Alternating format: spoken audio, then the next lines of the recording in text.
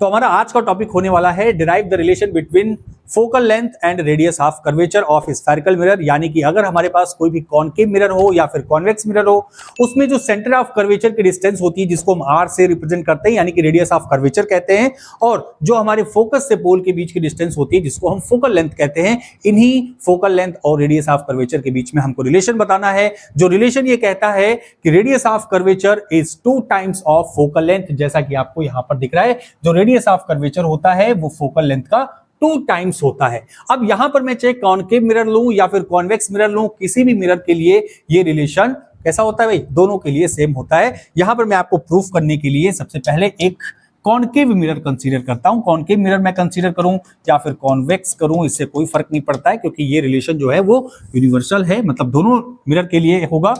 ये मैंने यहां पर प्रिंसिपल एक्सिस बना दी और यहां पर मैंने इस प्रिंसिपल एक्सिस पर प्रिंसिपल फोकस बनाया और ये मैंने कंसीडर किया centre of curvature. Rule of image formation में आपको बताया था कि अगर कोई भी लाइट रे सेंटर ऑफ कर्वेचर से पास होते हुए जाए और इस रिफ्लेक्टिंग सरफेस के ऊपर इंसिडेंट करे तो वो उसी पाथ से जस्ट बाउंस बैक हो जाती है। तो मैं यहां पर एक लाइन ड्रॉ करने वाला हूं जो कि सेंटर ऑफ कर्वेचर से पास होगी, कुछ इस तरीके से। देखिए ये मैंने लाइट यहां पर ड्रॉ किया जो कि सेंटर ऑफ कर्वेचर से पास हो रही है। अच्छा, ये जो सेंटर ऑफ कर्वेचर से पास होने वाली लाइट रे है ये जस्ट बाउंस बैक भी क्यों होती है? क्योंकि ये यहां पर इस रिफ्लेक्टिंग सरफेस पर क्या होती है, परपेंडिकुलर होती है, नॉर्मल होती है। अब अगर इमेज फॉर्मेशन रूल के अकॉर्डिंग मैं कहूं कि कोई भी लाइट रे अगर इस प्रिंसिपल एक्सिस के पैरेलल इस रिफ्लेक्टिंग सरफेस के ऊपर इंसिडेंट करती है तो वो कहां से पास होती है रिफ्लेक्ट होने के बाद? वो प्रिंसिपल फोकस से पास होती है रिफ्लेक्ट होने के बाद। अब जैसा कि मैंने आपसे बताया कि ये जो सेंटर ऑफ कर्वेचर से पास होने वाली लाइट रे है ये एज ए नॉर्मल बिहेव कर रही है, तो मैं यहां पर ये कह सकता हूं कि नॉर्मल और इंसिडेंट रे के बीच का जो एंगल होगा वो होगा आई, और जो हमारी रिफ्लेक्टेड लाइट रे है और नॉर्मल के बीच का एंगल जो होगा वो होगा are.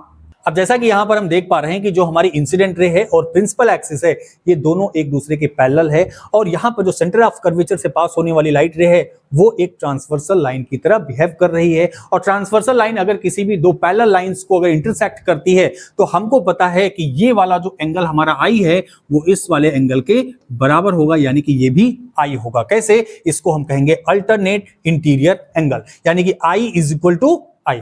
Okay, I is equal to क्या है? Angle I is equal to angle R भी तो है। क्यों? अकॉर्डिंग टू रिफ्लेक्शन लॉ क्या कहता है कि angle I is equal to angle R के होता है। यानी कि मैं यहां पर आपसे कह सकता हूं कि जो हमारा ये वाला एंगल है वो इस वाले एंगल के बराबर होगा। जरा इसको यहां पर मैं कुछ नाम दे देता हूं। मैंने कहा कि ये मेरा पॉइंट A है, ये मेरा पॉइंट B है, ये हमारा पोल है P। ठीक है, तो चलिए जरा इसको हम लोग एग्जाम में कैसे प्रूफ करेंगे। अगर हमारे एग्जाम में आता है तो मैं यहां पर लिखूंगा सबसे पहले consider a small concave mirror of small aperture. देखिए यहां पर मैंने ये जो अपर्चर कंसीडर किया, अपर्चर आपको पता है ना, यानी कि वो मैक्सिमम रीजन जहां से लाइट रे रिफ्लेक्ट हो सकती है। हम लोग हमेशा एक जो अपर्चर कंसीडर करते हैं वो बहुत ही स्मॉल अपर्चर कंसीडर करते हैं। ठीक है, तो मैंने यहां पर भी कंसीडर किया कि ये हमारे पास एक कॉनकेव मिरर है जिसका एपर्चर बहुत ही स्मॉल है। अब यहां पर अगर मैं बात करता हूं ट्रायंगल की, कौन से ट्रायंगल होगा? BCF। अगर मैं यहां पर बात करूं इन ट्रायंगल BCF, इस BCF वाले ट्रायंगल में मैंने कहा angle I is equal to angle R। ऐसा क्यों कहा? क्योंकि यहां पर जो हमारे पास ये वाला I वाला एंगल है वो बराबर है इसके अल्टरनेट इंटीरियर एंगल के अकॉर्डिंग। ठीक है, अब अगर मैं कहूं कि किसी भी ट्रायंगल के ये दो एंगल्स अगर इक्वल हो जाते हैं तो ये ट्रायंगल प्रॉपर्टी के अकॉर्डिंग कि ये वाली जो साइड होगी हमारी वो इस साइड के बराबर होगी। अगर यहां पर एंगल I एंगल R के बराबर है जैसा कि मैंने यहां पर कहा, तो मैं ये कह सकता हूं कि ये जो CF है वो FB के बराबर होगा। यानी so CF is equal to FB। Okay, ये रिजल्ट हमारे पास यहां से निकल करके आया, CF is equal to FB। मैंने इसको कह दिया इक्वेशन नंबर 1। अब ऐसा मुझे कंसीडर करना है। देखिए जैसा कि मैंने आपसे कहा कि ये बहुत ही स्मॉल एपर्चर है। अगर बहुत ही स्मॉल एपर्चर है तो ये जो हमारा B वाला पॉइंट है वो P वाले पॉइंट के बहुत ही करीब होगा।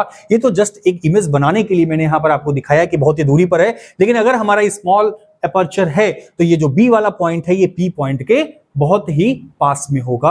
और अगर बहुत ही पास में होगा, जैसा कि मैंने यहां पर कहा, देखिए मैंने कहा बी वाला पॉइंट पी के बहुत ही पास होगा, और अगर ये बहुत ही पास में होगा तो यहां पर जो बनने वाला एंगल होगा वो भी क्या होगा, बहुत ही स्मॉल होगा, छोटा एंगल होगा। तो अगर दो लाइंस के बीच का जो एंगल है वो बहुत ही स्मॉल होता है तो मैं कह सकता हूं कि ये दोनों लाइंस क्या होती हैं, आपस में इक्वल होती हैं।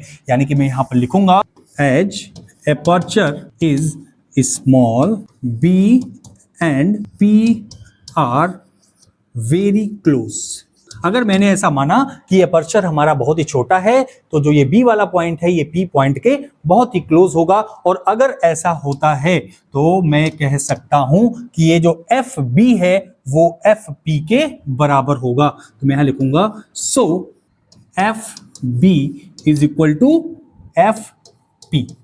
ओके, तो ये रिजल्ट हमारे पास निकल करके आया, जिसको मैं कहूंगा इक्वेशन नंबर 2। देखिए दोनों इक्वेशन हमारे पास आ गए। फर्स्ट वाले में मैंने ये किया कि जो हमारा एंगल आई है वो एंगल आर के बराबर होगा, और अगर ये ट्रायंगल की प्रॉपर्टी मैंने यहां पर अप्लाई की कि ये दोनों अगर एंगल्स बराबर होते हैं तो ये जो दोनों साइड्स होती हैं ट्रायंगल की वो क्या होती हैं, इक्वल होती हैं। उसके बिहाफ पर मैंने ये वाला फर्स्ट वाला इक्वेशन लिखा। सेकंड में मैंने ऐसा कहा कि ये जो बी वाला है और ये जो पी वाला पॉइंट है ये बहुत ही क्लोजेस्ट है। क्यों? क्योंकि ये जो एपर्चर है वो मैंने यहां पर कैसा कंसीडर किया भाई, वेरी स्मॉल एपर्चर मैंने यहां पर कंसीडर किया है। तो अब मेरे पास ये दो रिजल्ट आ गए हैं। मैं यहां पर जरा जो लेंथ है उसको डिफाइन कर देता हूं। देखिए सेंटर ऑफ कर्वेचर और पोल के बीच की जो डिस्टेंस होती है उसको हम कहते हैं रेडियस ऑफ कर्वेचर, और फोकस और पोल के बीच की जो डिस्टेंस होती है उसको हम लोग कहते हैं फोकल लेंथ। अब हम यहां पर इन दोनों इक्वेशन का यूज करते हुए जो हमारी सीपी की डिस्टेंस है इसको हम लोग डिफाइन करेंगे। तो सीपी को हम क्या लिख सकते हैं बताइए, सीपी को हम लिख सकते हैं C F plus F P. ठीक है, अब अगर मैं फर्स्ट वाली इक्वेशन के अकॉर्डिंग देखूं तो सी एफ को मैं क्या लिख सकता हूं भाई, एफ बी लिख सकता हूं। मैंने एफ बी लिखा। अब देखिए जो यहां पर एफ बी है, एफ बी को मैं सेकंड इक्वेशन से क्या लिख सकता हूं, एफ पी लिख सकता हूं। यानी कि मैं यहां पर लिखूंगा F P plus F P. Okay, यानी कि यहां पर मैंने फर्स्ट एंड सेकंड वाले इक्वेशन का यूज किया, जहां पर मैंने सबसे पहले सी एफ को किसके फॉर्म में लिखा, एफ बी के फॉर्म में लिखा, और सेकंड इक्वेशन के अकॉर्डिंग जो एफ बी है उसको मैंने एफ पी के फॉर्म में लिखा। तो इसी इक्वेशन को मैं कैसे लिख सकता हूं, मैं लिख सकता हूं C P is equal to 2 F P. Okay, अब जरा इस इक्वेशन में मैं जो रे डायग्राम में वैल्यूज मैंने डिफाइन की है वो वैल्यूज यहां पर पुट करूंगा। सीपी को मैं क्या लिख सकता हूं, तो सीपी को हम लिखेंगे आर। देखिए ये है हमारी सीपी और ये डिस्टेंस किसके बराबर है, आर के बराबर है। और एफपी कहां पर है, ये है जिसको मैं फोकल लेंथ कहता हूं, यानी कि ये होगा 2f के बराबर। तो देखिए यहां पर ये रिलेशन हमारे पास निकल करके आया कि r is equal to 2f। या फिर अगर मुझे इसे फोकल लेंथ के टर्म में लिखना हो तो फोकल लेंथ के टर्म में हम इसको इस तरह से लिख सकते हैं f is equal to r/2। देखिए ये है तो बहुत ही छोटा सा एक फॉर्मूला, लेकिन इसका यूज हम लोग आगे चल करके बहुत जगह पर करेंगे, चाहे वो न्यूमेरिकल हो चाहे वो डेरिवेशन हो, छोटी छोटी जगहों पे इसका यूज होगा। तो ये हमारे माइंड में सेट होना चाहिए। और अगर मान लीजिए आपसे पूछ लिया जाए कि derive the relation between F and R, तो आप इस तरीके से इसका रिलेशन बता सकते हैं, आप इसका स्क्रीनशॉट ले सकते हैं। तो मैं उम्मीद करता हूं कि आपको समझ में आया होगा। पिछला वीडियो हम लोगों ने जो मिरर फॉर्मूला को प्रूफ किया था, अगले वीडियो में हम लोग इसी तरीके से टॉपिक वाइज कंप्लीट करते रहेंगे इस चैप्टर को। जुड़े रहिए मेरे साथ, मिलते हैं अगली वीडियो के साथ, तब तक के लिए थैंक यू वेरी मच।